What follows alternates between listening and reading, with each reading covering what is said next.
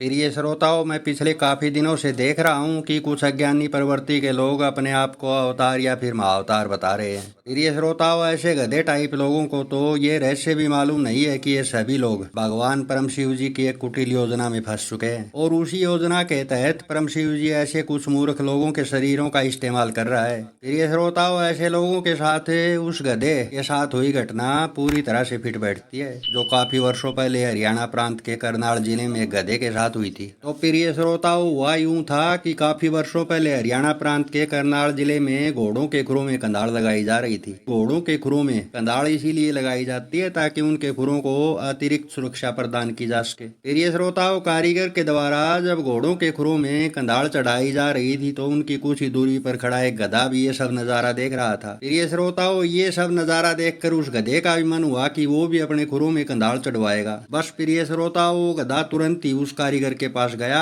और अपनी टांग उठा करके आगे कर दी। प्रिय श्रोताओं, उस गधे की ये हरकत देखकर उस कारीगर ने कहा कि प्यारे, कंधाड़ केवल घोड़ों के खुरों में चढ़ाई जाती है, गधों को नहीं। तो प्रिय श्रोताओं, मैं तो इस संदेश के माध्यम से अपने आप को अवतार या फिर महाअवतार बताने वाले कुछ बेवकूफ लोगों और कुछ ढोंगी बाबा लोगों को यही कहूंगा कि अवतार या फिर महाअवतार का जीवन 21-21 वाले खेल में रेसर घोड़े जैसा होता है। गधों का इस रेस की लाइन में लगना शोभा ही नहीं देता। और ऐसे गधों को तो एक बात और कहूंगा कि तुम लोग तो ये रहस्य भी नहीं जानते कि सब जीवों के शरीरों में भगवान परम शिव जी के अलग अलग रूप बैठे हैं और उसी परम शिव जी के अलग अलग रूप सभी जीवों के अंदर से बोलते हैं। और इस रहस्य को मैं माया जीव को कैसे भटकाती है वाले संदेश में तो सबूतों सहित साबित भी कर चुका हूँ। और ऐसे सभी लोग जो अपने आप को अवतार या फिर महाअवतार बता रहे हैं, ये सब भी उसी परम शिव जी की एक कुटिल चाल का हिस्सा है, जिसमें तुम जैसे अकल से पैदल लोग फंसाए गए हैं। या तो तुम जैसे लोग संभल जाओ, नहीं तो तुम जैसे गधे टाइप लोगों का वही हाल होगा